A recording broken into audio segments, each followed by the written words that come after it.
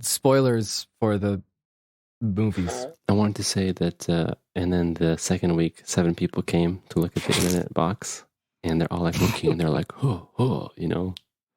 I just like, it's so funny. It's like freaking 4 months to check if the building has like wiring.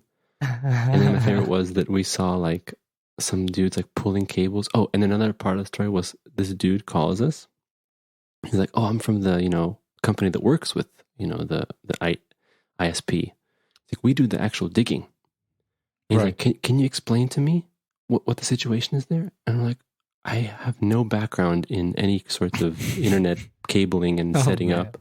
He's like, digging business. And then he asked my wife, he's like, can you ask your husband, because I was home at the time, like to take photos and then WhatsApp me the photos of all the like manholes outside and anything you see that's related to internet. And I'm like, yeah, man, I'm gonna snapshot the hell out of this whole house. And I snapshot everything, every manhole, everything I found on the street and on the curb, next to the building, any sort of like anything related to that. And he's like, replies to me, he's like, you really, really made an effort. Amazing. Thank you so much. I sent like 30 pictures. And I'm like, just as long as, you know, you get this done. And then that was before. And then the man came, and then the 7 guys came. And that's the latest. So wait, so next week, is 14 dudes are going to come? The dwarves are going to come to Bag End. And they were pulling some cables from the street, like to the building, but I don't know, like, do they need to dig or do they need to pull the cable? I have no clue. I love how it's like no one knows anything.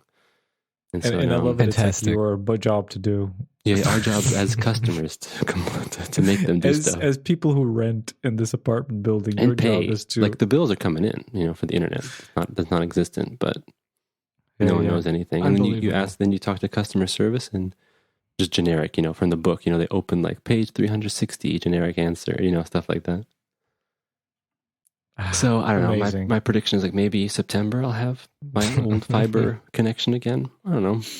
Maybe December for Christmas. This for Christmas. It'd be a great Christmas gift. A Christmas gift from your provider. Here's some internet, Jake. Yeah. So anyway, I'm Cheese House Net Inc. Cheese House Net troubles. Yeah. Cheese House. It's interesting. It's interesting that, you know, not having Wi-Fi is like crazy. How like everything's connected. Like we have a speaker, you know, the IKEA speaker is Wi-Fi. We have a robot vacuum cleaner. He's Wi-Fi. And dude, we call him Boris, and he did not want to work on the hotspot. He refused. Like, we put the phones on top of him, both of our phones. One is the hotspot, one is like the connection. And it's like, we tried for half an hour, and then finally it's like, connection established. We're like, yes, we can finally vacuum clean with Boris. Guess what happens? He's just like, slow connection. This is so sad. I'm like, dude, slow connection. It's like 5G. You know, it's fine. He needs that strong Wi-Fi everything is signal. Wi-Fi, yeah. And then I have that smart plug, you know. That you can turn off the electrical current from your phone, so you can plug in like lamps, like I do. Also Wi-Fi, you know. It's like you just realize how much you need Wi-Fi, like, and then YouTube on the TV and stuff like that. I actually managed to hotspot my phone before we got this CheeseNet 4G modem. I managed to hotspot my iPhone with the TV to run YouTube. Yeah, and my favorite part was the UI for the TV is like, you know, really bad, and it's like enter the password for the hotspot, and I'm like, you know, clicking up and down the keyboard. Oh, it's trying to. And then my favorite part is to bring the phone super close to the TV, and then it connects. I'm like, oh, cool! I can watch one YouTube video, and then it disconnects. It means basically without Wi-Fi, you go to Internet Cave. Yeah, Internet Cave. And also like for work, right? Because I work from home, it's like just sucking up all my data, and it's just like, anyway, those are my qualms. But maybe, you know, like I said, Christmas 24th of December. Is it the beginning of the podcast? Yes, this is how we started. This is how we start. Welcome, Jake. Welcome back to the podcast. With Jake talking about his internet. Well, thank you for having me. How are you guys doing? What's up? Sup? Sup? Bill's eating a muff. I'm eating a muffin. I'm drinking a beer. Nice. I have Tim today. I'm drinking. I don't have a beer. I had one beer in the fridge, and I drank it like 3 days ago. But I have the present you brought me, the Whiskeroony. How do you like the Whiskeroony? It's a nice whiskey. It runs down smooth. Because I never like whiskey when it's super like bitey, Sharp. and it just Sharp. like, you know, smokes up your what do you call that? Esophagus. I Yeah, guess. yeah. I was gonna say sarcophagus, but thank you, Phil, for actually knowing the right term. And this goes down nice and smooth. It's like, you know, pleasant whiskey. Right. It's a good time. It's a good time. Yeah. Well, here's okay. what? Sorry, I want to say last technical deet, since you're the producer now. Well, is Johnny still around? I can't remember. No, Johnny's still producing. Yeah, Johnny's here. He printed out some stuff I have to read later on. Okay, but you do some mixing, I hear, of the podcast. Levels. It's all Johnny's work. So you can send some Johnny some send it to Johnny. You can tell me and I'll tell Johnny. Okay, so can you tell Johnny that today I'm using my trusty old school SM57 because I don't have a lot of, you know, great acoustic treatment. So I wanted to make it easier for Johnny when he's mixing it up, so that I don't sound like I'm in an echo chamber. That's good. That's good. Classic. I am being pretty bad to Johnny because I don't have my curtains up, so it's echo land in here. Johnny's gonna. So he's gonna be doing some magic on my audio, filled with his fancy sound absorbers in the back. Yeah, they're pretty good. Well, no, what are we talking about? This is bullshit. We're all in the studio. It's just our corners are just different. Yeah, corner. We all have our corners. Phil, that was your guys' late April Fool's joke, right? I think. Yeah. Jake, he got his corner back, but since he wasn't there, basically a giant spider claimed it. Cobwebs, Shelogs, like laying eggs. So how are you liking your haircut, Tim? Do you feeling the weight off your shoulders? Oh yeah, I totally forgot that you have a haircut. Holy crap! I visited you and you had long hair, and then you come up on the video in person on the studio floor, and I'm just like, didn't even know. I had no clue that you were getting a haircut. Yeah. Today in work, I met one of the designers that interviewed me. Mm-hmm. Yeah. And for about a half an hour, she had no idea who I was because when she interviewed me, I had a huge beard and long hair. And then we met and we're talking, and then after a while, I said, and there was something to use. And I'm like, wait, you're Timo? I'm like, what the hell is going on? So I was like, yeah. I joined society. Yeah, it's like this it's like that scene in The Rock where Sean Connery gets his haircut. Exactly. Sean Connery is an escape artist. You got the Tim, and the movie wants you to know that. You brought this balance to our member long hair, short hair. Old school tradition. Now we're both short hair, so I think it's like 2 negatives or 2 positives. So I think the world's in trouble. That's world's in trouble Clashing. now. That's why our podcast is so mellow. Yeah. Johnny sent me at least wants me to read this. It says to follow us on Instagram. We post a lot of cool stuff there and post some news. To subscribe on YouTube. There's going to be good stuff on there. Come just look up Twofold Podcast and then rate us on iTunes. It'll help us find new listeners. And if you have friends and family or coworkers that enjoy really good quality podcasts hosted by young men talking about movies, please recommend this. It's great. Strapping young men. Strapping young men with beautiful, rich voices. Mm-hmm. And rich facial hair. And rich facial. Not so rich anymore. It got cut off on my side. Phil hasn't changed his haircut since 1997. I'm still 1997, still rocking it. Someday it's going to be back in vogue, and I'll be back at being trendy again. It's anime here, still rocking. I'm a cartoon character. What can you say? You don't change. You don't even change clothes as a cartoon character most of the time. You left your super really high wife and tall wife, and child. High wife. Oh man, for context, I don't know if anyone knows this. No one knows this, in fact, because Tim just posted a picture on Messages. Do you know who that is? It looked to me like Ethan Hawke, but I'm assuming that it's Tom Cruise because the other women looked like Nicole Kidman. It is Tom Cruise, and that's Nicole Kidman. Oh, really? I thought it was like some random Imgur picture. No. From the internets. All right. That's so funny.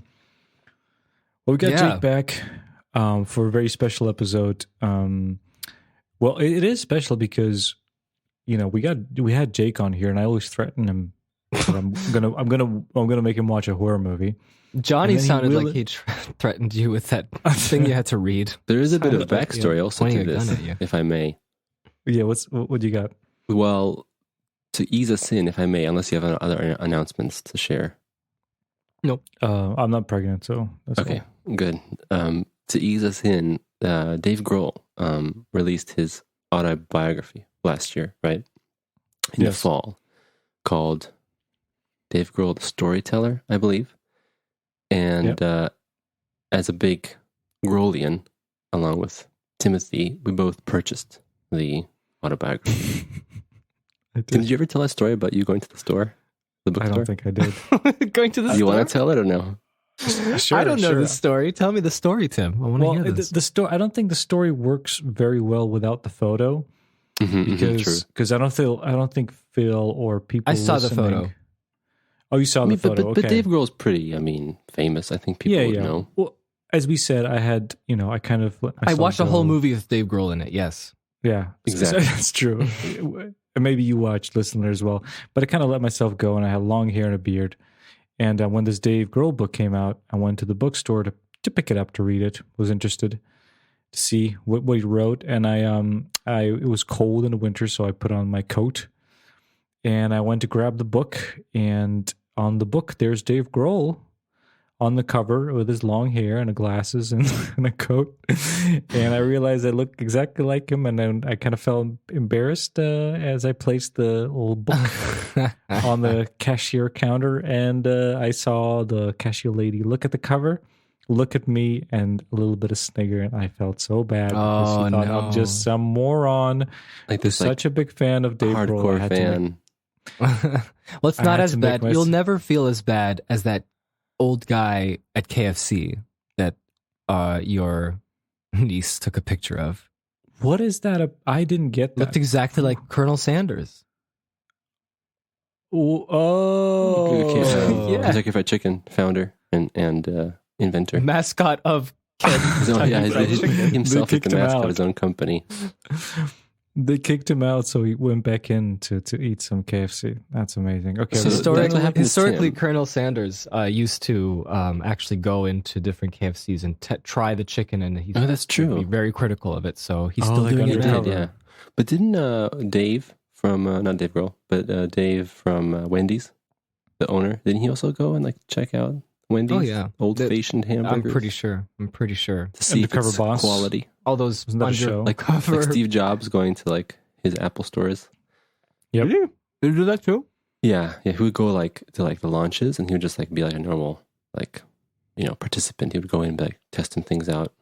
Yeah. There's photos there's a crowd and just Steve Jobs in the middle standing there. Interesting. How did no one know? I wanted to say that the book came out, and I did, contrary to Tim going to the bookstore, I can't get the book here in the bookstore, so I ordered it online, and read it, and it was a super, super fascinating book. I really enjoyed it, loved it. Yeah, so the book came out, I think it was October 2021. Oh, serious? Oh my goodness. Yeah, it's been a while because I remember when I ordered it, it was a super lame story because unlike Tim's cool story, my story was going to Amazon.de, which is the German Amazon, which is where I sometimes order things. And this is, by the way, I never pre-ordered anything in my life. And this is the first time I pre-ordered the book. Wow. Right? It was months before. It was summer. And I'm like, let me pre-order this because I would like to get the copy as soon as possible. And it's I used my hard-earned money, paid a large sum of money. It was 30 euros to get the book. 10 euros shipping, 20 for the book. It was a lot.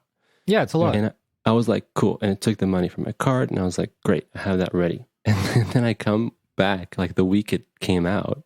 And it says estimated delivery December 12th. And it was what? To October. And I was so upset. I was like, why? What's the point of pre-ordering? I have to wait after the book. Everyone else has the book. So I just realized apparently I ordered from the wrong vendor or something. I just went back to Amazon and I canceled this one, got my money back and reordered it. And it came in 3 days. Wow, stupid. Yeah, it's I love it. That's horrible. You think I'm going to pre-order. It's going to be great. Anyway, I want to say that read the book. I honestly had a blast reading the book. It was really fun. I obviously am a big Dave Grohl fan. And I think there was a kind of a hotly anticipated book because, there have been biographies of Dave Grohl. There have been a lot of things written about him. And this is actually him writing, in his own voice. And he wrote in the format was stories. He didn't write like, I was born, 1970, whatever, 60s, whatever. He actually went through and it's like a collection of stories that he actually started out as an Instagram account, and he post these stories, and then eventually he put it out into a book. Anyway, long story short, I was reading it, having a blast, and this is so weird that it was around the time. This is really weird, actually. It was I think it was Halloween night. I think it was October 31st when I got to the chapter in the book about the haunted house that he bought. He bought a haunted house? Yeah, Dave bought a haunted house in like, can't remember what state, like Virginia, I think. No, sorry, Seattle. In Seattle, because then he was still in Nirvana.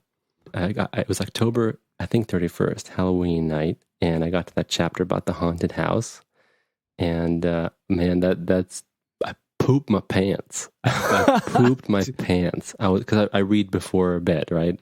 Yeah. Oh man. And I remember I was like lying next to my wife Paula, and I'm like reading, and like she like noticed that I was acting like weird, and I was like not very like I was scared to go to the bathroom, things like that. Like she noticed, like she's like, what is like going on? Like you're really strange, and I think I told her maybe even the next day. I was like, yeah, I read this scary part in Dave's book, and man, that story like really shook me up for like a whole week. I was just like pooping my pants like every time it was dark, and whoa, we lived in a house that had like three stories, and like the living room was all the way at the bottom, so like I never wanted to go there because the living room was mentioned in the story and things like that. And funniest, yeah, go ahead. The funniest thing about this is, Jake wrote all, because he got the book earlier than me. I was just kind of waiting for it to be in the store. And you when you read this part and you were like really scared, you wrote this all to me, and I was like super excited. I can't wait. You're like hyped. Can't wait to get to this part. It's like the lamest ghost story I've ever read. No. And I read it and I was like, what a wimp, Jacob. What is going on? How could you be scared? Super scary. Super spooky. Spoopy. It was terrifying. I stopped reading that. It was like, I was so looking forward to be scared. So disappointed. No, it was terrifying. So and the descriptions and like, oh man, like in the dreams. It's like I don't know. It's just funny because I was like expecting something really descriptive, and it's like I felt something, a presence, and I'm like, I can't. This is hilarious. But good for me. It was just like conjuring the images and all that stuff. I was just imagining, man, what if I was in the house? Like that kind of stuff, like that whole experiential thing, overactive imagination. And then to connect it to the story of the podcast was that. I got past that chapter, and I also took a break from the book. I think I took a break for that week. I was like, whoa, I can't. And then I finished the book, and it was a great read. And then Tim was like linked on our group chat. He's like, Jake, you're going to watch this? And it was the Studio 666 poster. And because I was in such a, that whole vibe, that, Halloween horror vibe, I was like, no, I'm never watching this, because I thought it was going to be some, not. Where is the spoiler alert? Film? Spoilers for the movies. Yeah. And you saw the title. You know what we watched. We watched Tenacious D in Studio 666. That's what the spoilers are for. Go ahead, Jacob. Go ahead. Wait. I'm so sorry, guys. Let me switch over to my freaking hotspot. Internet troubles. I think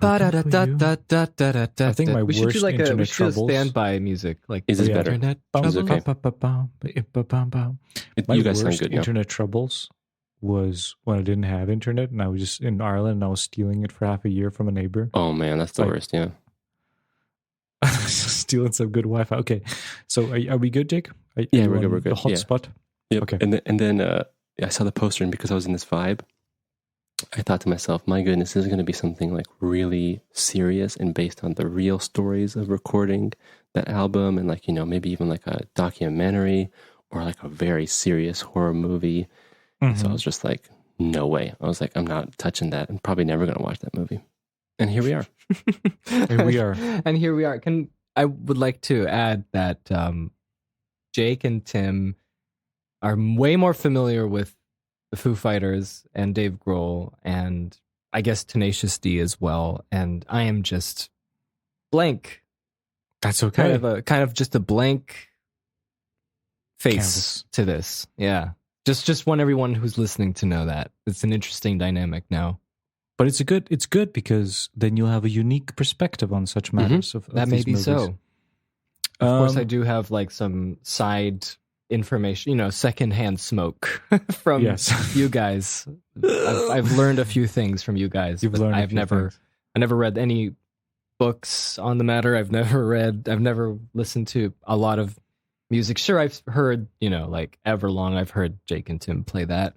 I've heard some of the music. I did enjoy when I watched the music video. I think at Tim's Place, "There Goes My Hero." It's really good. Yeah, and that's the extent of it. Okay, and to tie it all up with the intro and the Foo Fighters, I think we can freely, and I hope you guys agree, we can dedicate this episode to Taylor. Yeah, absolutely. Who have died. The drummer of Foo Fighters. What was it? About a week ago. It was really sad. He was 50. So we actually decided on doing this episode before that happened. So we did, yeah.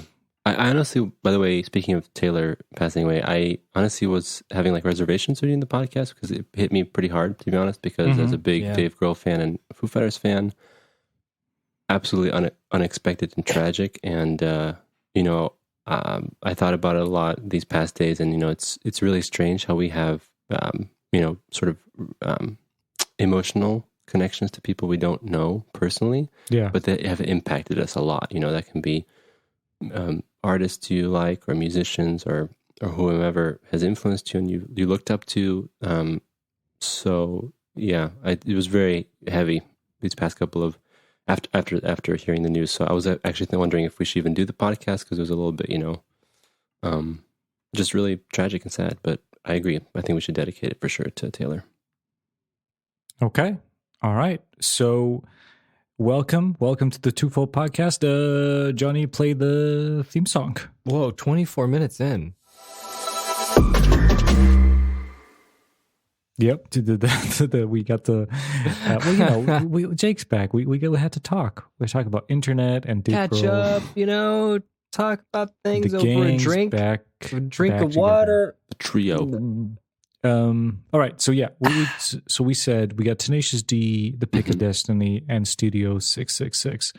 Studio 666 we chosen because of we talked about that. It's and then we were thinking, what are we going to pair it up? I gave some suggestions of movies with starring rock stars, like the Kiss, the Beatles movie. again. No, the Beatles wasn't on the table because we did a Beatles movie. That's true. A lot of Beatles. We did two Beatles. So I think we out-Beatled this podcast for like next 10 years. I think we're good with the Beatles. That's true. So I think there were a couple of other movies, but I also suggested, I think you also did, Jake or Phil, Tenacious D, because it is a rock band movie starring a rock band. It's got some fictional history in it of the band, and it's got Dave Grohl playing some kind of satanic creature. The devil. The devil in Tenacious D. So it's a good connection. And I actually think comparing these two movies is actually, I thought there's a lot to learn from comparing these two movies. Yeah. So another thing before to add we go as well on, is that Dave and Jack Black are buddies, which is also a great tie-in. Yeah. They're buddies, and Foo Fighters took Tenacious D on tour quite a bit. So yeah, there's a lot of connections. Foo Fighters. Jacob. Yeah. As the guest of honor of this podcast, I'm going to task you. Oh man. Okay, I'm ready. You're a big fan of this. You're a big fan of this. Okay. And we often forget about this. I think last Batman episode, we didn't talk about actual plot at all. This is the worst you're asking me, because I always criticize you guys, and now I have to. Yeah, now you have to do it. Okay. So what is your first choice? Which movie you want to summarize first? For the people who didn't watch the movie and are not going to watch it. Just in advance, I apologize if I'm coming at weird times with the talking as we spoke. My internet is not the best. I watched Tenacious D first, and then I watched Studio 666. So I'll start with Tenacious D. Let's go. Tenacious D. Tenacious D is a movie about a aspiring young lad. I forgot his name, but Jack Black plays him. What was it? It is Jack Black, but he always calls him JB or Jables. Right, JB, who grows up in a very conservative town and dreams and aspires of being a rock lord. And he has his influences like AC/DC and Judas Priest and Dio. And he eventually makes it out of that town and goes off looking for adventure and rock and roll glory. In his adventure, he stumbles upon another guy named, is it KG? KG? Yes, KG, Kyle Gass. Who at first rejects Jables and pretends to be a rock lord himself, having, been with groupies and knowing Dio and being a rock and roll virtuoso. So he takes him under his wing reluctantly, and Jables learns the ways of rock and roll, highway to hell. And in the process, eventually, it turns out that KG was lying, and he turns out he's just a failed rock and roller. And in this failure, they both doesn't have long hair. No, he's balding, and he's also fearful of many things. And in this failure, they realize their true destiny, which is their tattoos on their butt actually spell out Tenacious. No, birthmarks. Birthmarks. So sorry, but they look like tattoos. Spell out the name of their band, Tenacious D, which means they were meant to be together, and so it cements their journey, which turns out to be the journey of rock and roll. After this, what happens is they try to become the greatest rock band of the world, only realizing that they're not, and they don't know why. And they discover that all the rock legends are using the same pick. Turns out, in their journey, and through some discovery and other people on the way, it's the pick of destiny, which is actually the tooth of Satan himself. And this tooth gave them magical rock abilities. And so all the they greats venture on into the journey looking for this, which takes them to the Rock Hall of Fame, where they steal the pick of destiny, only to later accidentally break it, summoning Satan himself, Dave Grohl, in Satan form. And according to the ancient legends, he's bound by a rock-off at the end.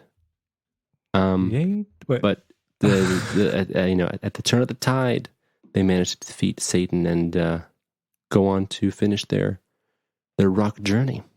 Yep. How did I do? Become Tenacious D. That was perfect. That was good. It's great. Summary. It's good. Okay, we'll give you a break for Studio 666. Maybe we can talk a little bit about Tenacious D, and then we can go back to Studio 666. So, I was actually I'm not familiar. I've seen this movie Tenacious D, The Pick of Destiny, when I was a teenager, like 100 times. Oh, you did? I didn't know that. Yeah, dude, I know this movie by heart. Oh man, all the songs. Me and Emma sings like the Master Exploder song. We sing it to each other all the time. He does not need a microphone because my voice is fucking powerful. It's the best song in the world. So yeah, I've seen this, but I didn't actually know about the history of the band, the real band, Tenacious D, with Jack Black and Kyle Gass. I don't know it. Pretty similar. That's exactly what I did after I watched the movie. I went to Wikipedia. Okay, well, as you do. You guys tell me a little bit. They started the band in 1994. What? Yep. I mean, Jack Black always looks so youthful.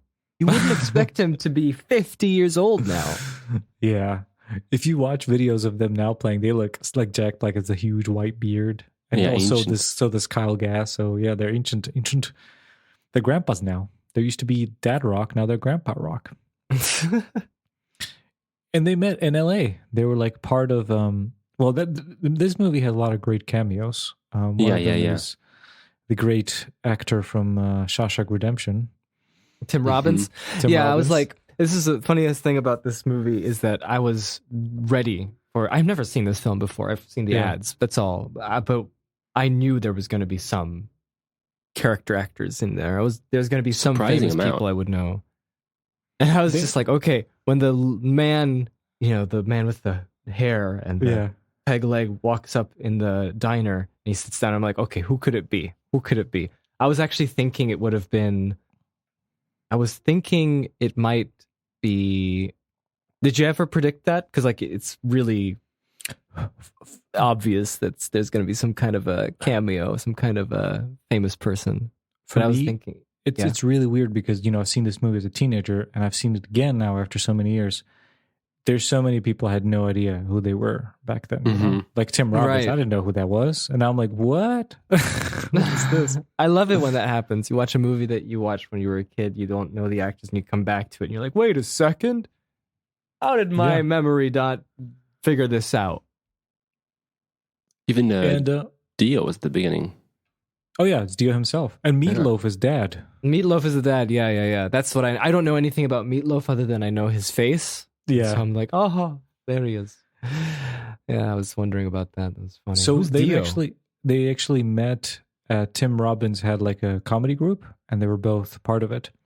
Oh, huh. Yeah, and it was funny because like in real life, like Kyle Gass could play the guitar.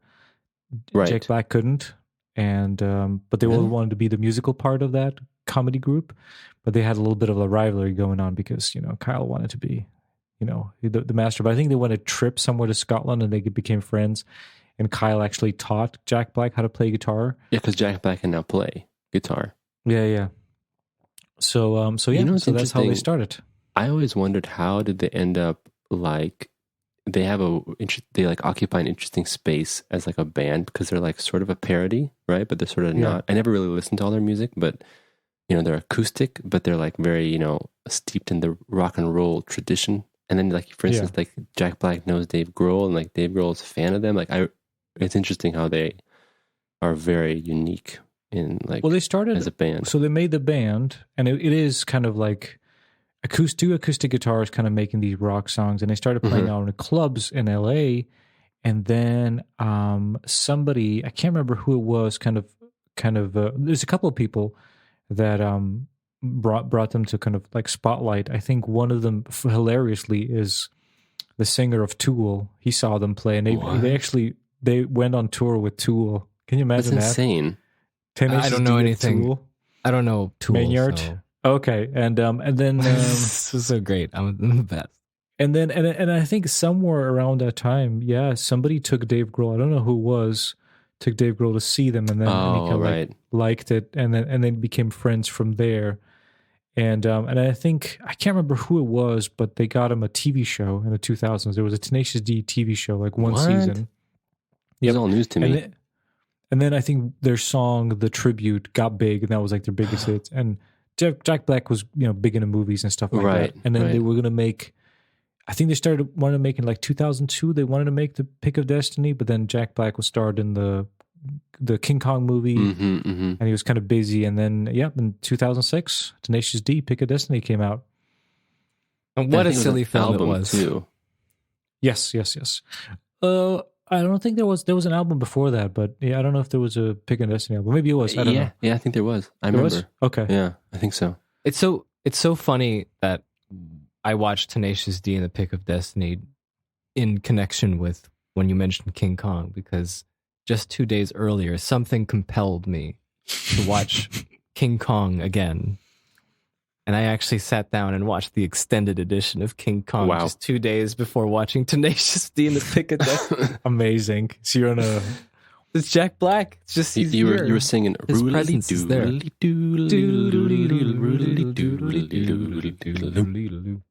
So I like that you remember that. That's great. Yeah, it's classic. So you guys, did you like Tenacious D? Did you enjoy it? Honestly, I thought it was really fun. I was surprised because sorry, I'm taking the spotlight. You guys go. I'm the guest. Look at me. Well, you're the guest. I asked. You're the guest. Just go for it. Okay.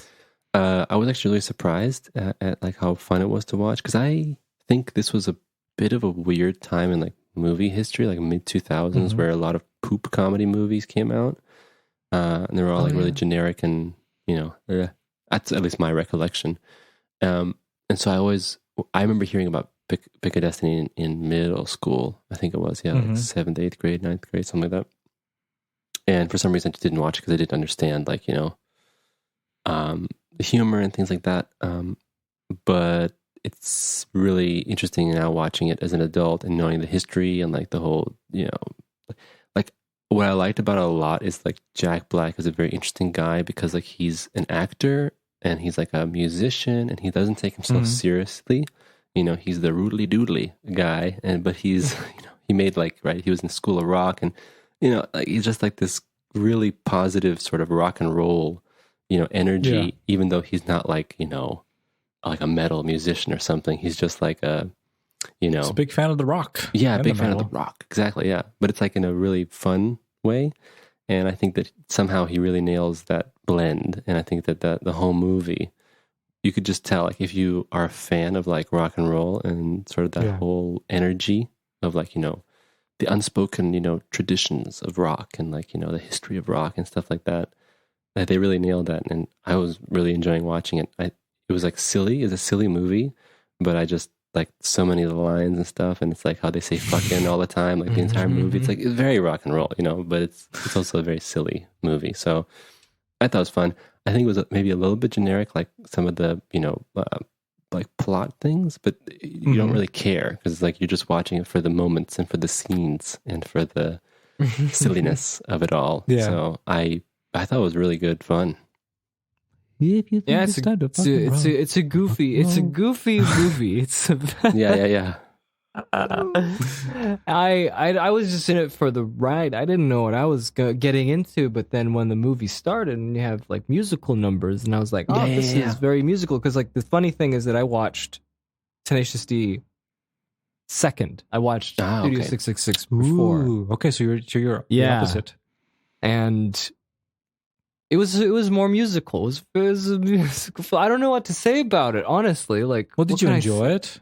Of course, I enjoyed it. It was very funny. It was a fun little movie. Starts off with a nice little song from Little Jables about slaying the dragon. Yeah. And I like the chapter breaks with the cards. Yes. Yeah. Very Monty Python. And then you always have like a little like they're singing. They're like so good. They need to pay the rent. Yeah. Yeah. Need to pay the rent. I think my favorite one of those, like descriptive singing, is when he's like storming by himself the museum and Jack Black's singing in a rock song. I gotta hide behind this rock, and then I'm gonna slide in here. Did you guys notice that? That was a good one. Which one? I like them all. I think because they're all they come in at the right time, in a movie. Yeah. And they're just silly. I just like the over the top, stupidity, like, and everything. Because the characters are so serious about this, we gotta rock, and that that attitude is like so funny to me. It's just because deep down, like they're both serious, right? Like even the people, like Jack Black, gotta rock and roll to the top, right? But at the same time, they both know, and everyone knows that it's just silly. It's like it's like the stereotype of rock and roll, which is funny. The ultimate song of them. I mean, I guess I don't know. Like, there's some strong favorites. I think when I was a kid, I was a teenager. I think my least favorite part was like the Sasquatch bit Sasquatch. That was definitely the low point. But I think, I was like watching it now, and I was like, who the hell is the Sasquatch? I can't figure it out. I had to look it up, and it's not credited, but it's John C. Reilly. It doesn't even look like him. John C. Reilly. Known for Kong, Skull Island. He's the captain. Voice of Wreck-It Ralph. He was in so many Frank's List. Yeah, just look up you'll instantly recognize him. Yeah. Okay. There's some crazy. I couldn't believe it. There's some crazy stuff that I had no idea. Like Amy Poehler is in this. Yeah. I didn't even know it was Amy Poehler. I had no idea until I looked at the trailer. The credits. Yes. But then, can you believe it? Ben She's Stiller? so young. Did you know that was Ben Stiller? I did know Ben Stiller. I was kidding. I'm kidding. I'm joking. Well, I don't know. I was a kid. I definitely knew Dio. I knew Dave Grohl, and I knew Meatloaf. But that's as far as I didn't understand everyone else's.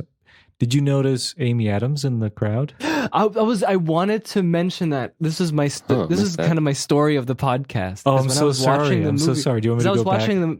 Yeah, let's go back. So when I was watching the movie, I looked at some of the crowds of the people when they're singing that epic Master Exploder, the best song in the movie. Yeah, yeah. I don't remember what it sounds like because I watched it a few days ago. Sing a little bit. Oh, it goes. Wait, how does it start? I forgot how it starts, but I love when he goes into riff and he's like, "I do not need," and then Gas goes, "He does not need a microphone because my voice is fucking powerful." Oh, on stage. Powerful. And he's like, "I did not mean. He did not mean to blow your mind." Oh yeah. Oh right, it happens all the time. Yeah. Yeah, and like increasingly every time the shot goes back to them, they have more like Metal Gear on them, and more makeup and crazy guitar. That's a good one. Gas, like six hands, and they're playing all these amazing rock and roll riffs. Yeah, and then they go to the crowd, right? And everyone's like just loving it. They're like, they're just in. That's the best thing they ever saw. Yeah, and I was looking, and as the camera went through the crowd, there were, a bunch of girls like fainting and just like having a wonderful time. And one of the girls, I was just like, was that Amy Adams? Was that Amy Adams? And I'm like, I'm sure it wasn't Amy Adams. So I remembered what one person in that crowd was just like an extra. Yeah. And then when the movie ends, I go to, I check the credits, not the credits of the, but it was in the at the end of the movie. It's Amy Adams. And I was like, my heart jumped a little bit. Like, I got it. Wow. I'm a genius. Amy Adams is credited as the gorgeous woman. Gorgeous woman. And there's also some hidden stuff that I found out afterwards when I was like, who else is in? There's like Jason Segel is in the party, and then a bunch of other. He is. But a bunch of other like hidden secrets in the back. That's pretty crazy. The song I remember the most was "I'm the Devil, I love metal." Because I watched that YouTube clip many times before because I hadn't seen the movie. And we are the D, we are the D.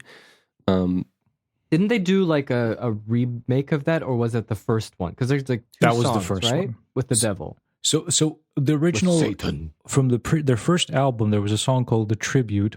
Yeah, that one.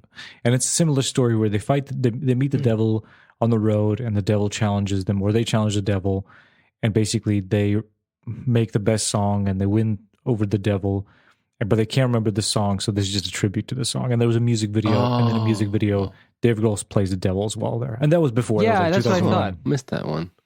Yeah, so there's two Dave Grohl devils. Oh, interesting. Yeah, because like that's what I thought when I was watching the movie. I was like, I don't remember this makeup appliance. I remember the old one. Yeah, it's very cheesy. The other one, he's just like a painted red, and he's like,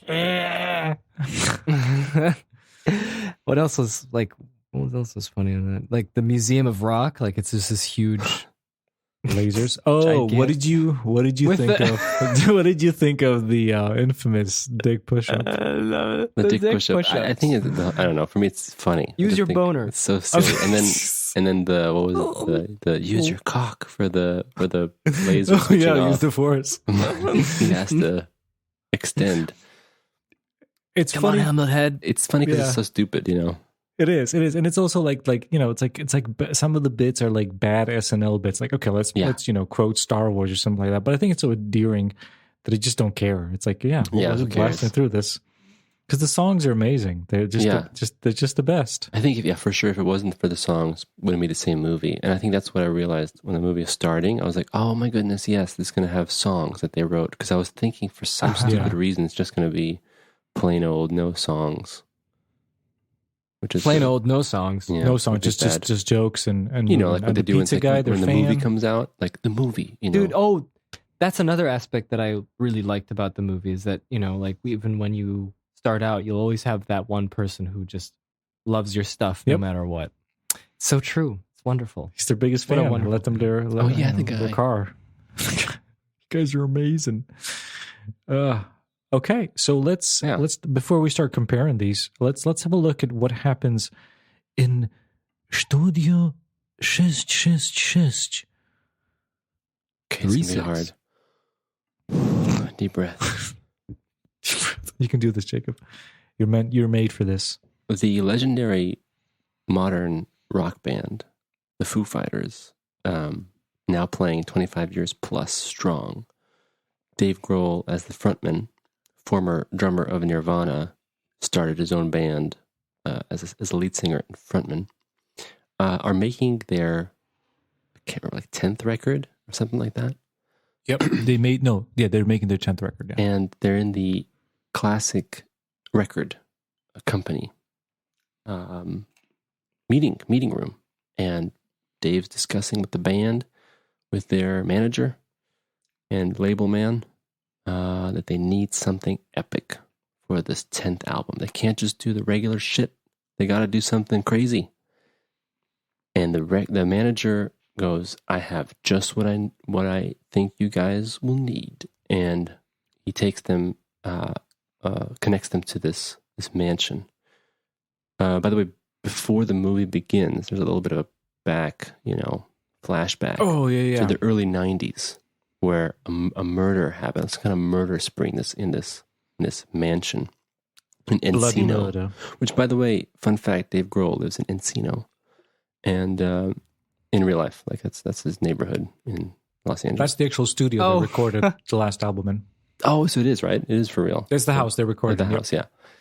Oh wow! And the murder happened, and you can hear some music playing. There was a band like making an album or something, and this like terrible murder that happened. And it flashed forward to this modern day Foo Fighters making the new album. It turns out that the manager basically sent them to this house, right? And they're being shown around this house by the real estate agent, and they're not sure about this, but then Dave, hears the sounds, the acoustics of the house. And he's like, whoa. And then the satanic vibes. acoustics. Yeah, the satanic acoustics. And he's like, I'm going to spoil everything here, but it's like the cheesy, jump scares and everything happens. And he's like, we'll take it. We'll take this. And so the band moves into this house. And they start making this 10th record. And, comedy ensues. Dave can't write anything good. He's shown his band members Everlong and All My Life, his most famous songs, and nothing's happening, no inspiration. But the vibes are weird, right? The vibes are weird at this house. Eventually, Dave finds himself in, by the way, this movie is just like Dave Grohl and the Encino house. And, Dave Grohl and Encino, that's the title. I didn't even know that was his real house. No, it's not his house. The house where they recorded his last album. So funny. And he goes down to this basement, and you get these the basement. Shit. What is the movie called? Army of Darkness. Evil Dead vibes, right? Evil Dead, yeah. Classic homage to Evil Dead. He sees this like dead raccoon that's like sacrificially placed on the wall, and he finds this old reel to reel tape, and he hears this like sludge metal, from the 90s, and he's rocking out to this. He's like, "This is it. This is the shit." And I gotta finish this. This is the way. It turns out sound. This is the new sound from the 90s. It turns out this is the band that was making the record that was never finished in the 90s. Comes back up. Suddenly, he has all these ideas, from this never finished album, this heavy, I don't even know what you call it. Yeah, like just some metal groove stuff. metal, And he's making the band play this. He's making the band do these crazy, time signatures and keep playing. So as time progresses, he just keeps getting more insane, and he just keeps being, an asshole to all his band members, to the point where he's just obsessed with finishing this album.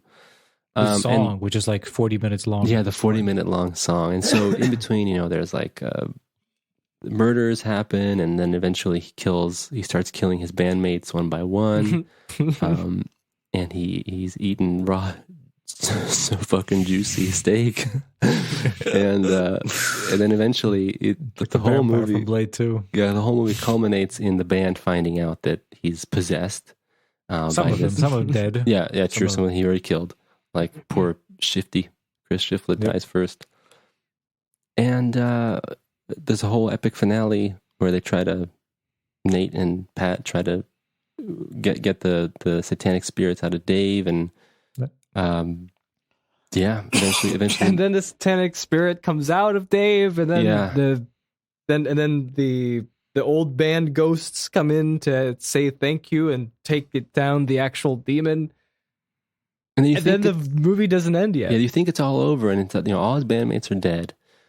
Manager comes out of nowhere, wearing this robe a la, what was the movie called? Hot Fuzz. Hot Fuzz, right? Yeah. The Greater Good.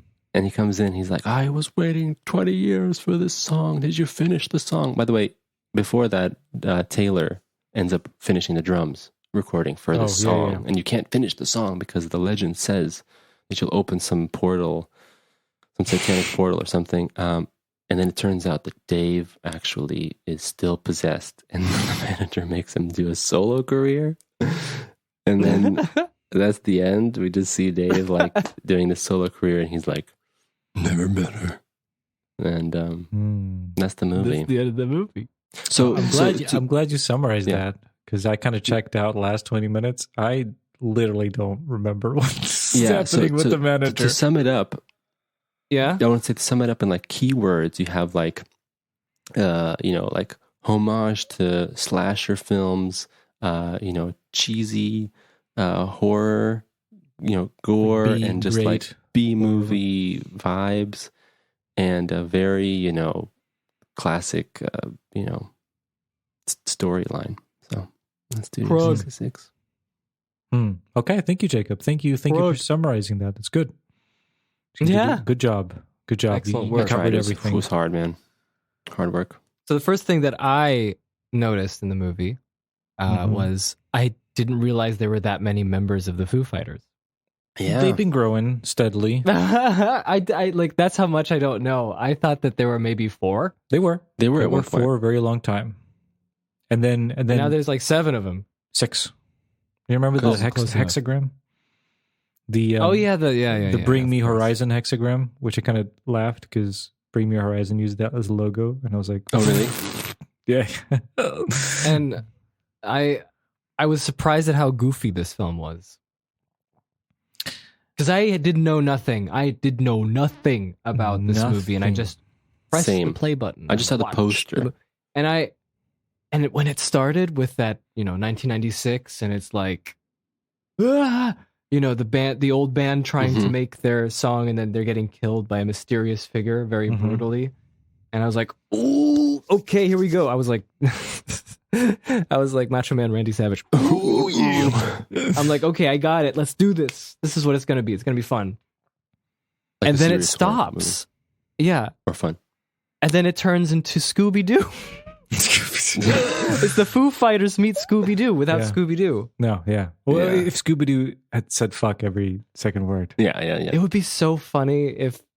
this is perfect. If only there was that, you know how Scooby-Doo had those specials where they had the Harlem Globetrotters and Batman? I think they had Kiss maybe too, or no? Oh man. Well, let me actually Scooby-Doo and Foo Fighters. That's a perfect combination right there. Oh, that would be so good. For me, the biggest cameo I recognized was Kerry King from Slayer. Wasn't he? He got fried.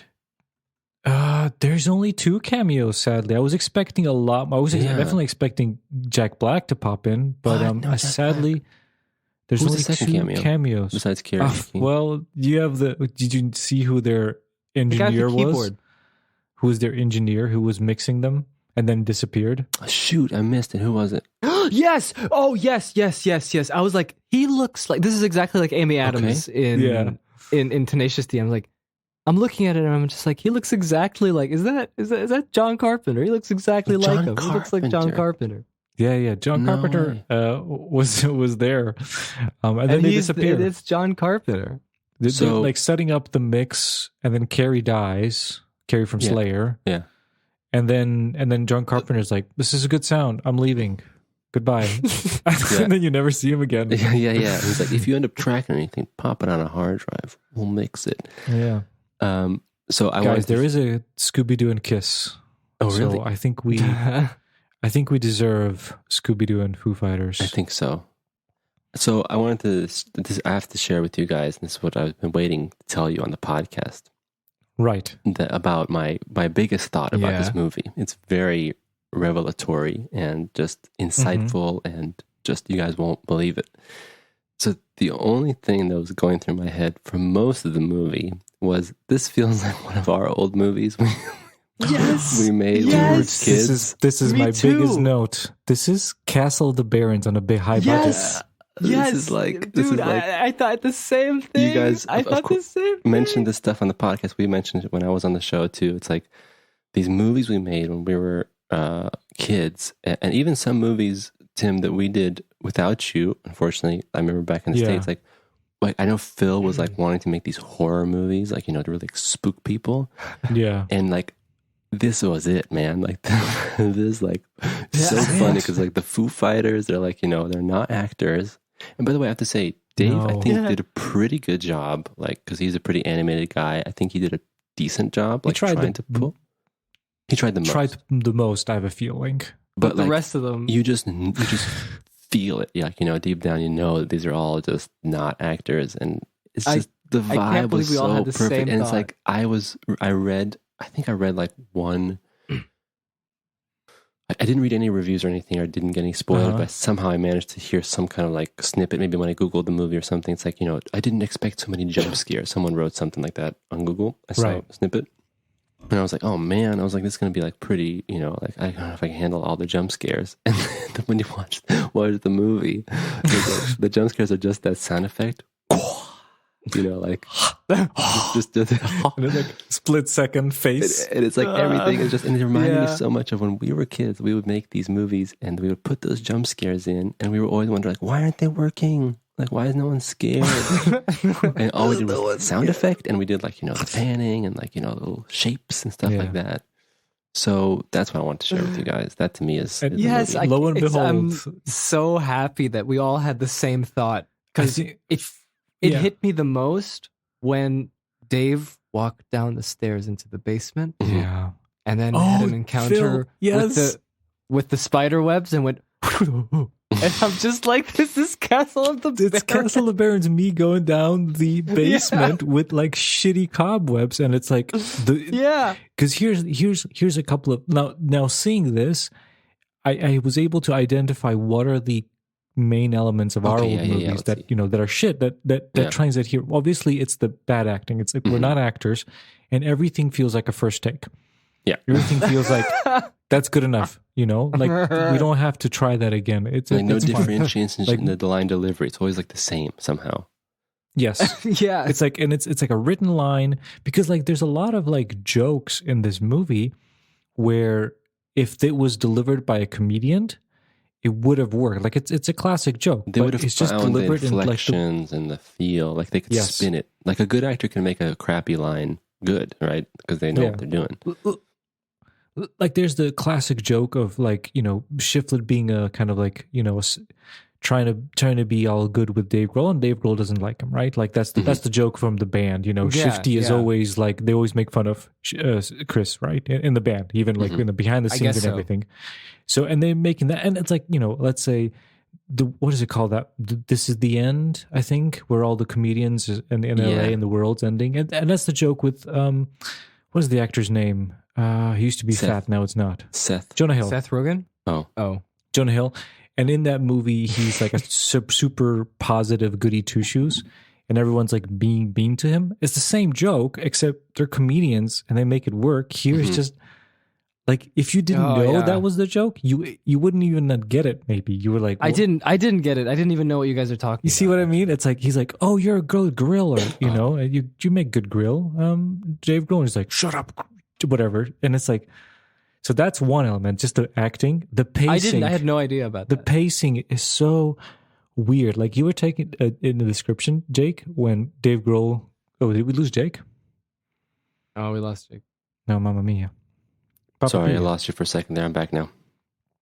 Okay, so you were in the description. You were telling about the scene where Dave Grohl go basement again, and he finds the tape, and then he's like, "This is the best thing ever." For 2 minutes, he's rocking out there. Yeah. Why are we watching Dave Grohl rocking out for 2 minutes? It's like the thing. It's like we shot 2 minutes of Dave. So yeah. Yeah, we're going to use it 2 minutes a day. We're gonna use and it. we also had a lot of those like long takes. We just had like this footage, right? And I was wondering, like, when I saw the timestamp, I was like, what? 1 hour 45? How? I thought this was like a B movie. I thought it was like a 1 hour 20, like, you know, like Yeah. Tenacious D.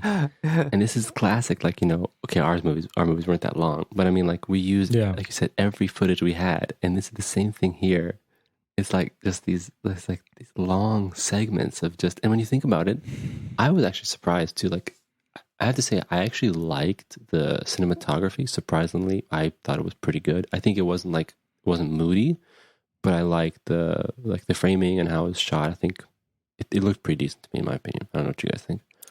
I have to really disagree. I was really annoyed with the DP. Like, you can talk about that, but I want to say, like, for me, it was like I kind of like that aspect, but I was surprised that, like, when you think about it, it's like some of the, like, you can tell that, like, obviously it's professionally made, like, people who like edited the movie and stuff like that, like, they generally, you can tell they know what they're doing. It wasn't like watching, I have no idea who those guys named, Red Letter Media, when they made a movie, you know, like, it's not like that. Oh yeah, right? Oh man, that's the next level. God, like that. It's not that, right? But at the same time, it's like you realize how bare bones it is. Like I said, this is literally Dave Grohl in the Encino house. It's literally him. He's like an 80% of the film. You know, it's like the band is there. Yeah. They have some scenes. They have some lines. But it's mostly Dave with the three guys, you know, and the crew, and they're like, "Let's go to the basement." It's like, I have this fucking idea, you know. It's like, and they have this script, you know, that they wrote already, and you know, it's just like you just feel those vibes. It's just them horsing around. It's the first idea, and they put it in a script, and no one ever went and said, "Okay, how does this work with the story? Is this funny? How are we going?" It's just like, oh man, you know, wouldn't it be funny, like, to have these sacrifices? What if it's a raccoon? That's hilarious. Yeah. And lo and behold, it's a raccoon, and it makes no sense whatsoever to the story, to making it scary. Like, what? Why a raccoon? Like this? Yeah. Why is there, like, it's also confusing about how this demon does makes everything. No sense. What try to think hell about does it. the gardener have to do with anything? What are those kind of? What are the other demons with the red eyes going around? I don't know. Makes no sense. But it's funny because it's like the look. It's like what you were talking about. It's like it's professional, yet it feels something of. It's like, I would, like, best metaphor is like cameras, right? You have like consumer cameras, you know, your point and shoots and everything, and you can clearly see that's, you know, it's like for families and for dads on trip, right? And then you have pro cinema cameras, right? And you can see it's a movie. Like, this movie is like prosumer camera. You know what I mean? It's like I wouldn't be surprised if it's a professional camera, but I feel like the quality. I don't know. I feel like there's some shots that are great, and there's some shots that are so sanitized. Well, yeah, okay. So there's two DPs for this movie, actually. So I feel like maybe some of the night scenes. Do they just do that on the weekends? Because the night scenes, some of them look like when Dave Grohl's being chased or something like that, they actually look pretty decent. Like the lighting and the framing. Right. But the day but stuff, like the day shots, the comedy stuff, that was atrocious. Like the framing is like whatever. Sometimes the subject is in the left corner. Honestly. Sometimes in the right corner. Sometimes there wasn't a vibe, just like, though. Like, if you noticed, there wasn't like a. But the lighting is like a porn movie. What was happening? Why was everything lit? It's not very good. Yeah, that's true. So beautiful. That's true. There were no dynamics. That's it was just like very. It was like a almost But you know, I really missed. There's a way to make the effect, right? There's a way to make that look. It's just as important. The more I see is, like, you decorate a set, you know, and you do the production design, and every little detail counts for the texture. But I think that with lighting, it's the same thing. You're actually decorating the entire scene with the light as well. Yeah. Yes. And I feel like this is we're just going to take Phil's soft boxes and put them on the ceiling. Yep. And and you know what was weird? Like, the look of the digital look doesn't even help, because I made the mistake. I watched Tenacious D first and then Studio 66, and I was just like, I miss the film look. At least that would, like, mask it, hide the amateurish of it. Like, here it's just like you're just getting the raw digital. Ugh, yeah, do you know what it reminds me of? Like, I know, Phil, you didn't see these, but like Dave made a couple of documentaries, like music documentaries. He did Sound City in the early 2010s, and then he did did something else, didn't he? He did that show, Sonic Highways, where he went with the Foo Fighters. They went to each show. city in America and talked about. And I think that he learned a lot probably from like, a documentary standpoint.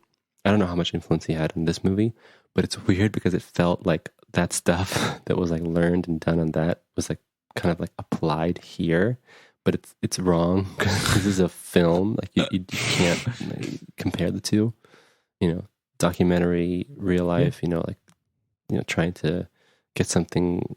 I don't know. It just, to me, it's just like, it just did not, just felt like the wrong application. And those documentaries are really good. I would say, as far as documentaries, as far as how they looked, how they were edited, the sound was perfect. This had a really amateur sound in it, where like the way it's mixed, it's very like kind of like weak and empty, and then all the foley is just kind of feels like somebody's just putting it in the computer. Like it didn't feel like a full on, like a Hollywood production. The sound design, yeah. But you were saying, Jacob, that you don't know how much he was involved. So I read upon this. So basically, Dave Grohl wrote the story, and then he produced it. So he paid for it, and then I guess there were some writers attached to it, a director basically. I think they wrote it together, and it's based on their experience when they recorded the last album in that house. They had some spooky stuff, so they, I guess, thought it would be cool to make a movie out of it. So I'm going to read you a quote from Dave on the spooky house experience. Okay. Hopefully this will keep Jake up at night for about a couple of days. Okay, I think I may be ready. I knew the vibes were definitely off. Okay, let's go. You're ready. This time you're ready.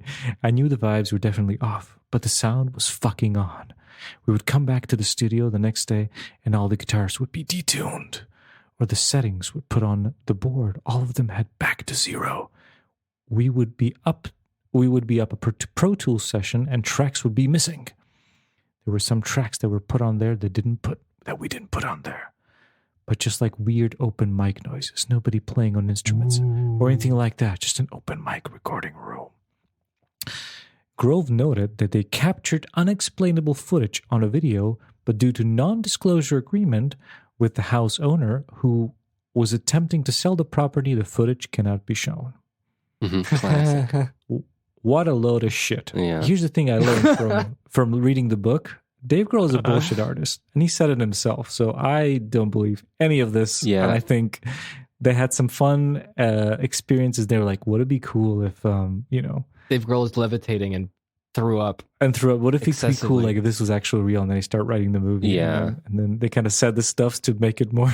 I think you're also right. I think also Dave is he's a really good, obviously, storyteller. And I think that he probably over the years, I'm sure those stories just get embellished and, like things get added and, as normal happens, I think, with those kinds of stories. Yeah. Well, and I was just so happy seeing that walk down the stairs with the spider web.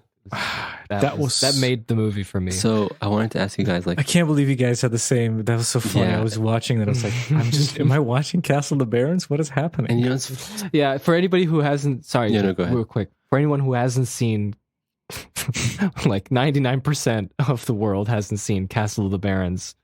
One of the films, it's paranormal.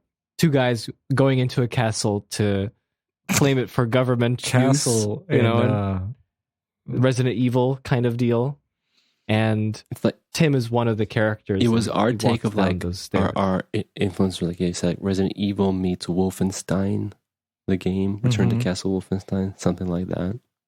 And we thought we were geniuses that we're going to mix comedy and horror. Wow, like that. No one's ever done that. We're going to revolutionize the right.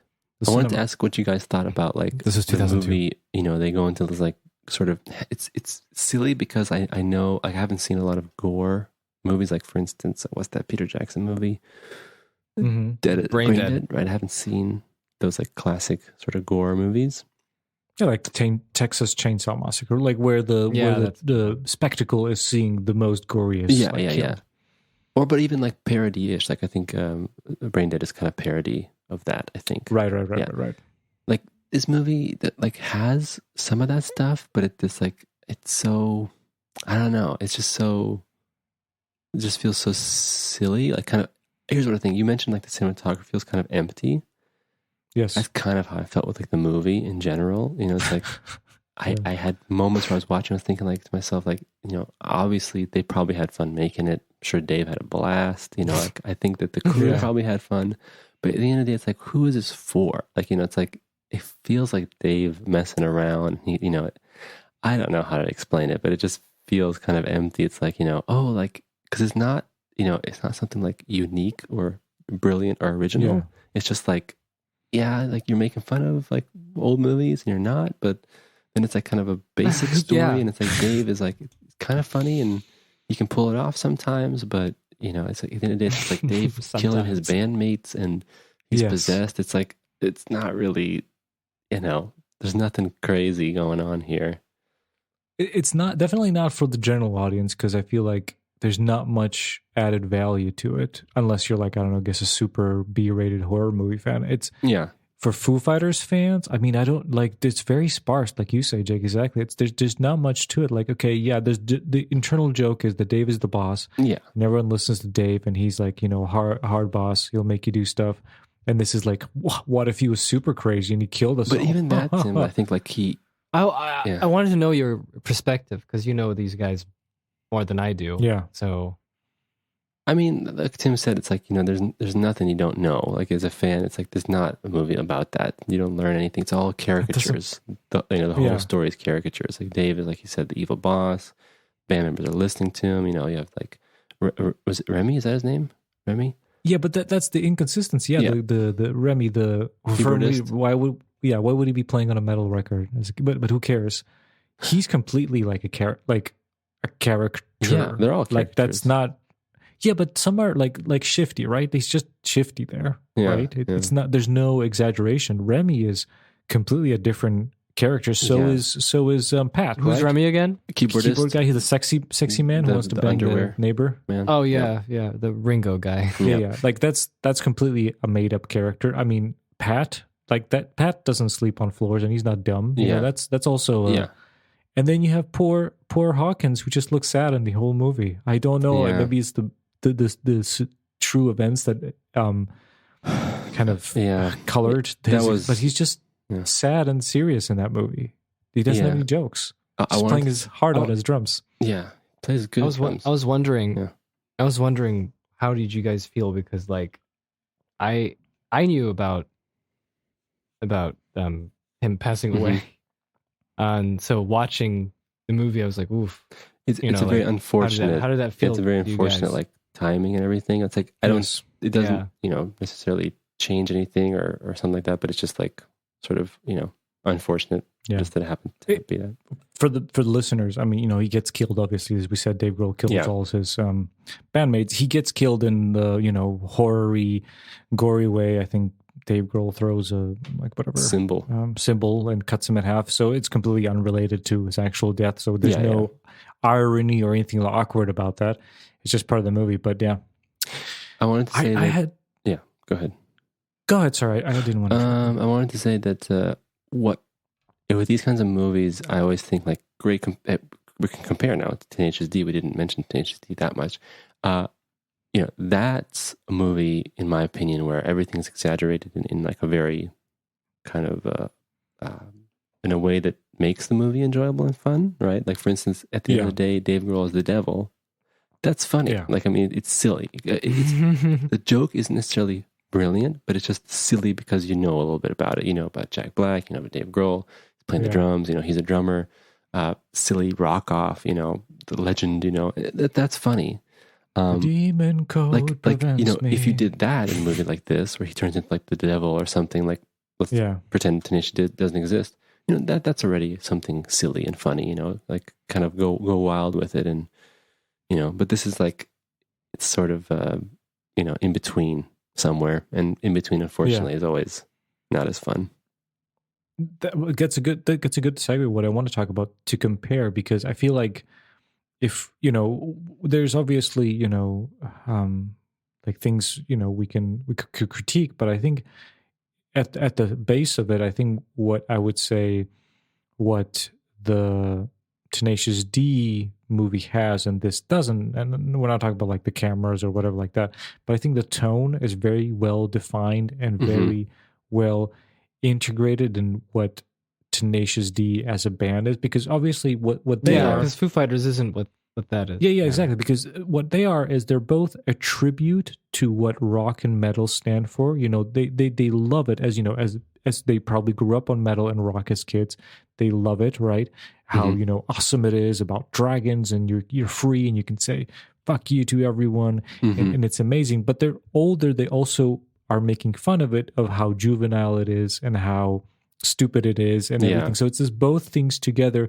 It's the love, the genuine love, and the genuine, you know, being a fan and understanding how silly it is of making fun of it. And that kind of creates this, I guess, true expression of that. And that's why Tenacious D, even, you know, some jokes might be as funny as other ones are, but there's something you can feel about it. While Studio 66, I don't know what that is or where it's coming from. Yeah. The jokes are not as funny, and they kind of feel nothing. The horror isn't really scary, or you know, maybe if the horror was more funnier, maybe it would fit the whole tone better. But it's like the VFX. Yeah, and how it's I don't think there was any like defined approach, and it's just a bit of like from left field. There is no field. defining attribute to that movie in any way, shape, or form, in my opinion. I think the only benefit is that you get to see the Foo Fighters in a movie. So let's see, how can we fix Scooby doing it up. I have to disconnect and reconnect. You guys are pretty bad. 1 second. Sorry. Okay. There goes my hero. Wait. Oh, there he is. That was quick. The demon code prevents me from declining a rock-off challenge. What are your terms? Okay, let's keep going. Catch? If we win, you must take your sorry ass back to hell. And also, you will have to pay our rent. That was good. And what if I win? Then you can take Cage back to hell. Trust me, Cage, it's the only way to be your little bitch. Fine. Are you back, Jake? Yeah, I'm here. Yeah. So what I want to say is, how can we make Studio 666 better? Right? We are the executives. They shot the movie. They show it to us. We're Universal. That's the one thing that I was having in the back of my mind the entire time I was watching the movie. I was like, but this is distributed by Universal. I saw the logo at the beginning. So I was promised quality. Quality entertainment. I was promised another Fast and the Furious movie. We're sitting there, known for now. Yeah. And we're watching it, and it's over, and we're like, okay. Well, obviously we're changing director, and we're going to do some reshoots, and we're going to do a re-edit of this movie. So what are you guys thinking? Well, I'm thinking, first of all, let's go to the core of what we want this movie to be. I think that's the one thing that isn't in the movie. It's like, what do you want? Do we want like, are we doing demonic possession? Is that what we're doing? Gates of Hell stuff, demonic thing. Right. Like, you mean like Evil Dead, Army of Darkness type thing? Yeah. Yeah. Are we doing something like that, but not on the nose? Yeah. So let's take out all the, you know, like all the ghosts and all the weird freaky eye monsters and stuff like that, and focus. There's you saw the little exorcist shot. Yes. The guy coming in. That made me laugh a little bit. So there's a shot of like the delivery guy taking the tons of chicken. Yeah. Ranch. Up the stairs. What's up with the ranch? Again, raccoon, ranch, lady next door, sex pants. Well, no, I meant like the ranch dressing. Nothing. That's what I'm saying. There's no connection. I was thinking, is that like a Foo Fighters? No, if there was fresh pots talking about coffee, that would make sense. Yeah. I don't know what the ranch thing is. It's like one of our old movies. It's like, it'll be funny if we put in. It'll be funny. You can never have enough ranch. Like, that'll be our joke. No, we did the exact same stupid thing. We talked about Ice Cream Delights. Ice Cream for Delights. no goddamn reason. And we thought it was, that was great. Found it funny. Ice Cream Delights. I can't believe we're finding more connections to our. I want to say, I didn't think of that either. So you're right, Phil. I think that's the first thing. Second thing is, let's rethink the format. Maybe it can be a short. Maybe it can be like a 20-minute movie. You know, maybe it's a YouTube special. You know, like something that you don't have to do a crazy ton of work, but you get the idea. So a movie like this, even this Possessed Dave, it would be probably more entertaining if it was a 20-minute silly short than you can have a twist 1 at the hour, end. 40 minutes. Yeah. Yeah, get a twist at the end. At least it'll have something of value. Yeah. Yeah. To reward your attention. Do we want the gore? Or do we want all that? I don't know. Like I was thinking, yeah. Go ahead. No. I feel like the gore. It's another tone that's kind of in. You have the comedy. The how the we're in a house is Dave. We're doing comedy. Jake. Sorry, Jake. Dave is a bad boss. Jake. Then we have night scenes of possessions, demons, and stuff like that, and then we have the gore. People getting killed, and those are the three elements, basically. I think all three of those just don't work in this kind of movie. No, with the Foo Fighters. And I was thinking right now, Dave, bad boss. sorry, Jake. That's what I'm going to say too. But go ahead. Yeah, Dave, bad boss. Let's do that. Let's just make it a psychopath Dave, like just going crazy in this house. It's like The Shining. Yes. All he's going to do, and at the end, you can also just parody that, like have wounded Dave just. Catching the last guy who's trying to run away from him, and then it just turns into like that insane, scary fear. And then in the end, you can just don't have any of the demon stuff. When he kills everyone, you can pan into the basement and reveal it's cursed. So that's why he went crazy. If you want to, there you go. Yeah, right. And then he can still do his solo album. Yeah. You can do. And the strings of his guitar are like the hair of all the band members or something. You can do that. You can also do, for instance, the guts. Yeah, you can also do for instance, extras. The Ricky Gervais series. Remember where he had the cameos of celebrities who were like really big assholes. Yeah. Maybe you do a short or a movie like that where it's like instead of maybe going nuts and killing people, he just becomes this. He's just this jerk, like the polar opposite of Dave, and then play around with that, and that maybe that's an idea. Oh yeah, that would be that. See, that would be also fun. Yeah, I would agree with. Or speaking of which, who was the guy who, when Dave was playing on the piano, and then this musician shows up and he's like, "That's my cue." Yeah, who was that? I can't remember. Oh, that was Lionel Richie. Is that how you say his name? Okay. I didn't recognize. He plays himself. Yeah, Lionel Richie, because he says, "Yeah, that was." Oh, yeah, that was also a cameo. I mean, if you want to go with all demon stuff, I feel like you have to really cut down on the comedy bits. I think you would have to be like 80% spooky horror, and then sometimes 20% funny jokes, kind of in between. Yeah, because they even have that silly music, like dun dun dun dun boom boom for the jokes and stuff. That's the worst. Oh, was there silly music? I forgot. There was, yeah. It's like Pat and Nate like going to the basement, like dun dun dun dun. Talking about music, I have to say the weirdest. So in this movie, it's like they have to finish the song, right? And the song, the band wrote all this music. They even have an album that came out. What was the band called? Something Widow. I forgot. Widow's Peak. Yeah, Widow's Peak. Yeah, Widow's Peak. We'll call it Widow's Peak. And it's like this the same music that the 90s band recorded, and they recorded now. And you have like long ass snippets of them playing this music.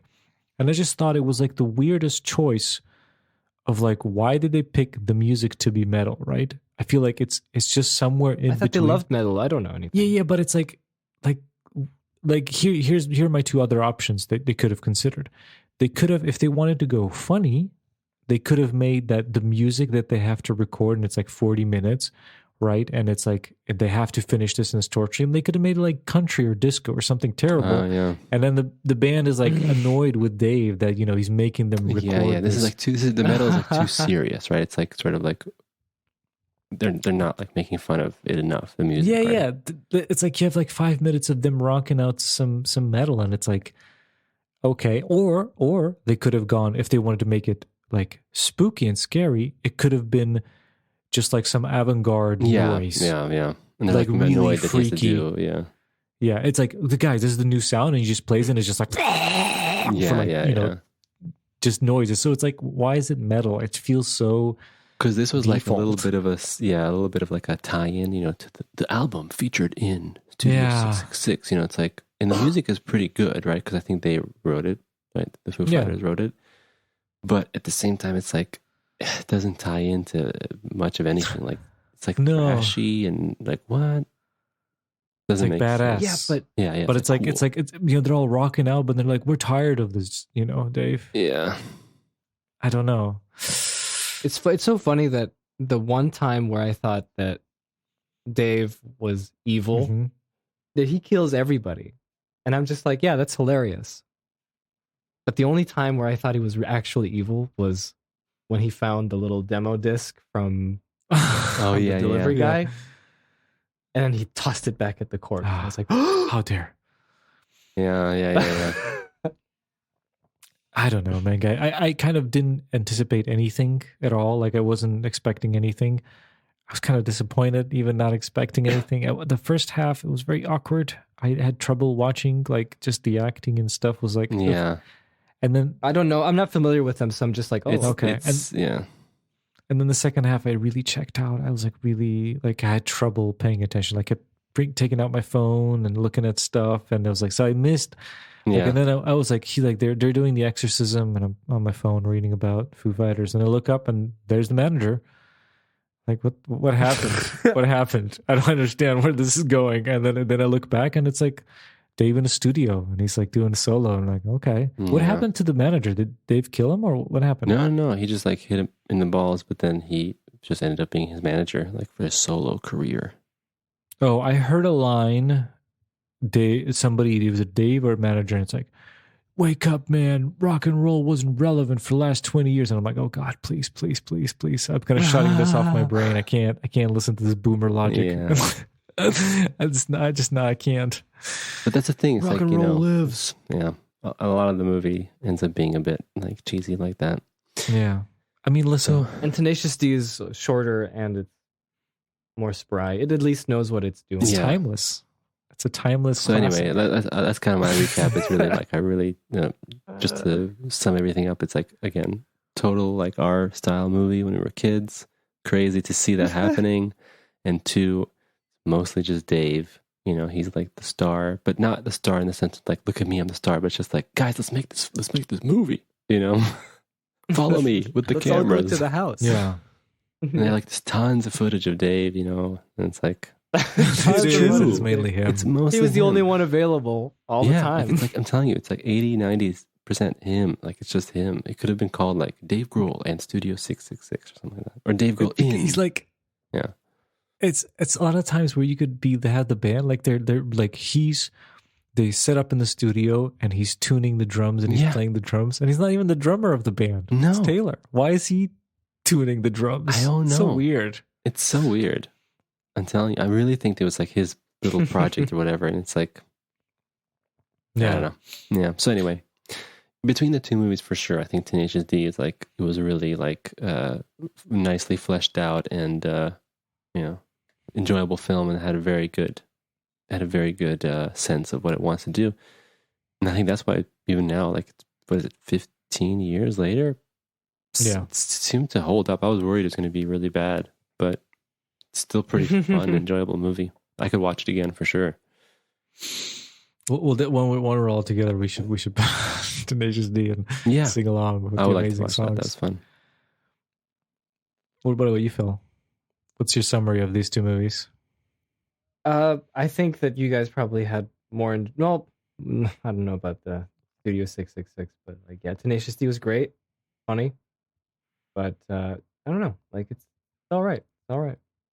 I think it's more of a music. Like, if you're a music, like a rock fan, I think if you know a little bit about like these bands and how they know each other and stuff like that, and kind of, especially with like, let's say Foo Fighters is a good example. It's like you mentioned, Tim, all the band members grew up in a similar time, and they grew up with similar influences. The same thing with Jack Black. It's like either it's like classic rock like Zeppelin and all these bands, and that's why that's where you get that rock folklore and stuff like that, and that's why Tenacious D is funny, like to people who kind of get that background. It's funny that I was watching the Finn McKenty video, and he was doing a tier list of dad rock. I just realized rock. Like back in the day, when the channel is called Punk Rock MBA. If you're interested, I think this was on his personal channel. Personal channel. Okay. Yeah. He's like a commentator. He knows a lot about like all the rock and metal and punk scenes. Mm-hmm. So it's a good YouTube channel content for me to who was a kid into all of this. Back in the day, and especially the MySpace stuff, and it's really interesting. That, so it's fun to reminisce. The shoot, what was my genre when I was like really young? I used to call it hardcore, but it's not classified as hardcore. He calls it as like metalcore, yeah, deathcore, yeah. And he did a like dad rock stuff, because like in the in the 90s and 2000s, dad rock used to be like, when I was a kid. He did a video covering dad rock. Yes. He did like a tier list, and like what's the best dad rock? Because what I would say is like in the when I was a kid, dad rock, like the rock I didn't care about was all the 70s and the 80s stuff, Oh, like Zeppelin and AC/DC. Like it's like that's dad rock. That's what old dudes, dads like to listen to. I'm I'm not. I see. I got my new metal. I got my pop punk, and I got all this stuff that's for me. And it's funny right now, dad metal, and the first thing he put on there was Foo Fighters, and I was like laughing my ass off, because it's true. Yeah, it's just dads going like, yeah, man, Everlong. And then crazy. Queens of the Stone Age and all this stuff, stuff that used to be alternative rock, back in the day. Now it's dad rock. I have to say, I am not a big fan of like the dad rock. I think it's a bit mean. I think it's sort of like the boomer jokes, like okay boomer jokes. I mean, I think that's not really fair. It's like, what, so you have to be young to be able to play rock? That's silly, in my opinion. No, you can still play it, but like the young generation will not care about, that's rock. That's rock is about rebellion. So you're going to obviously rebel whatever came before that, when you're young. So rock is about that. So, the new generation carves its own way, and it probably thinks Foo Fighters are super lame. But I don't agree. A bunch of dads are going, listen to this. This is real music, kid. I think that hip hop shit. I just think that people who sort of, I think that a mature music fan or musician will not really care about that. And I think that, because those young kids who think like older bands are lame and stuff, like, they're going to be old too. Yeah. And their stuff it's going to be. So then now, Zeppelin is grandpa rock, and Foo Fighters is dad rock. It's true though. I mean, like if you look at it generationally. Yeah, true. Can't even call that dad rock. But maybe Dave Grohl, if he made this movie, he, I would say maybe it was a good family movie to make, and then show their friends, have a little screening. Yeah, and they all could have a blast. But I don't know for a wider audience if this was a. No, I think also one thing I wanted to mention with that, since you mentioned dad rock, and it's like it's a little bit unfortunate, but it's kind of true. It's like the older you get, some people get out of touch with stuff. Some people are really in sync with either pop culture or references. Depends what kind of person you are. Neither is right or wrong. So like in terms of like Dave and the Foo Fighters, I don't know like how much are they super, aware of all this stuff. So like we talked about earlier, it's like they're making a movie that's like sort of a parody of like, horror and gore and stuff like that. Yeah. But it's like, you have to be a really diehard fan of those movies and to know all the ins and outs of them, and like how are you going to parody that, and what are you going to make fun of, and is there like some shared history of watching those movies? But if you're just sort of like a mild sort of fan, or like then it's like you're going to make a movie that's not going to it's not going to connect with the audiences. Yeah. It's like, so like you mentioned, young people.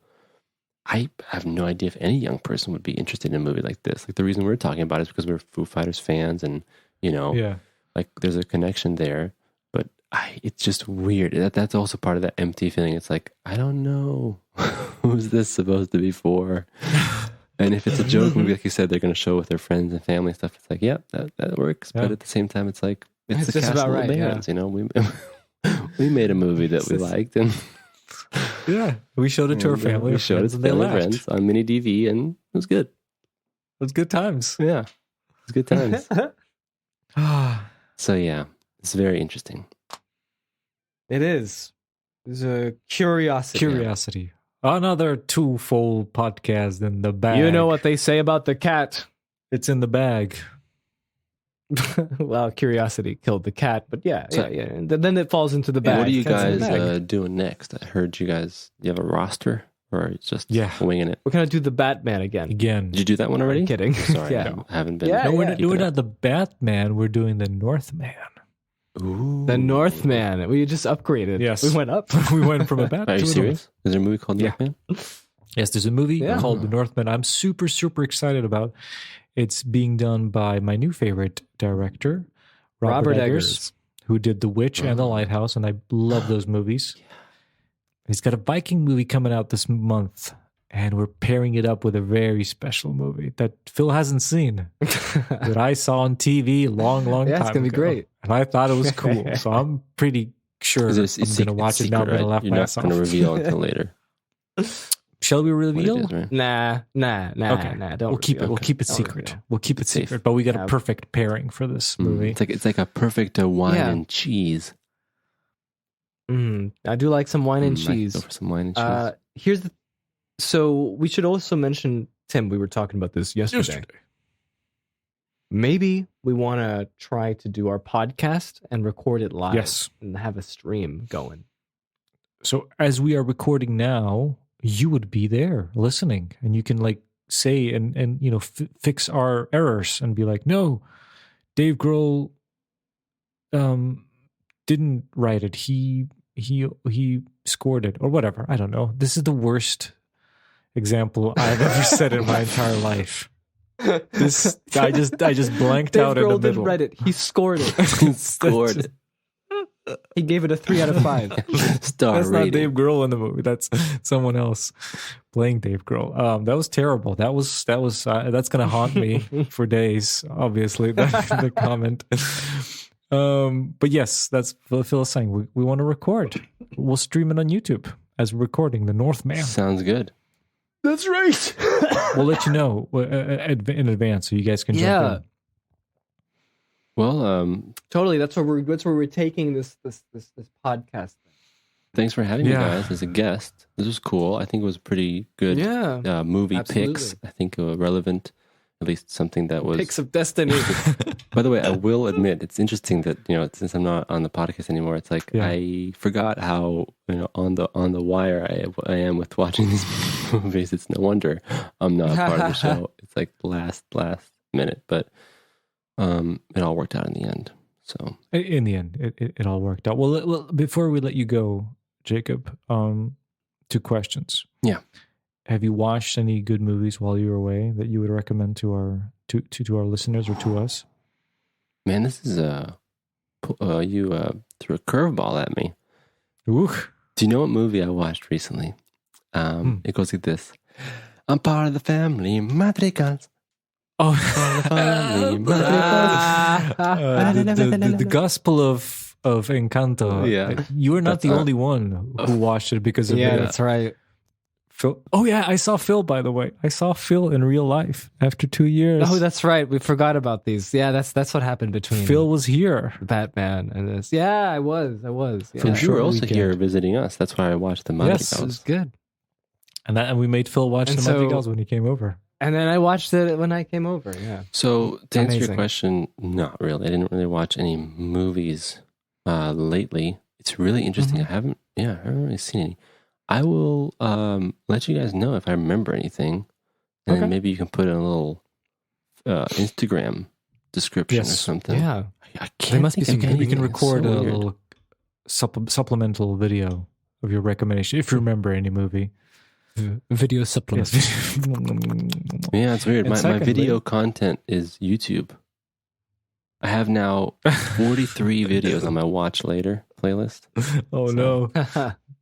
Yeah, it's good. You could quality. Suck you in. I'm trying to read more. So I'm reading Harry Potter. I'm on the 2nd book. Ooh, that's interesting. Yeah. Ooh, it's going to get more spicier after that. If you have me again on the show, I can give you a whole synopsis of all 7 books once I finish. Yeah, just like a 7-hour synopsis. And then Harry Potter. Cool. It'll be like that. All of like us that awesome Harry Peter Jackson book that remember Tim and me we were on together when Phil was gone. He was like in Czechia or something. Remember, I just gave you this review of the Peter Jackson book. That was funny. Oh, those some good episodes. Spoon bending. Alrighty. Thanks again, guys. Let me know if you have any wily movies again, and if you'll invite me, I'll hop on. But I'd like to wish you guys luck on your next episodes, and hopefully you guys will bang out some eps. We'll bang. Just keep banging. I guess so. Keep banging. Just keep banging. Just keep banging. And the episodes will. Thanks for dropping by. Oh wait! I have to go into my car. Oh, right. Okay, so it's pulling up. It's like that little button you press. It's a Tesla. It comes to you. Yeah. Yeah. Well, while you're waiting for your Tesla, Johnny wanted me to read this. Okay.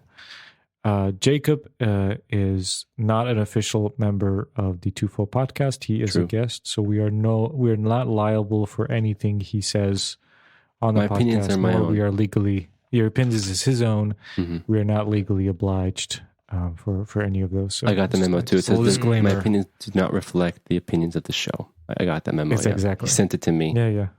By fax. So Johnny's getting really busy. He's like, he's organizing all this stuff. So yeah. Cold hard facts. Yep, exactly. Yeah. Oh, your Tesla arrived. Okay, guys. Well, yes, thanks again, and I'll see you next time. I gotta hop in and scoot away. Bye. Scoot away, my friend. Scoot away. And he scoots. Cool. I'm going back inside. I have to go to McDonald's. Good. I'm going to make YouTube poop. I'm going to download Sony Vegas. I'm going to download Sony Vegas. Ooh, Keegan.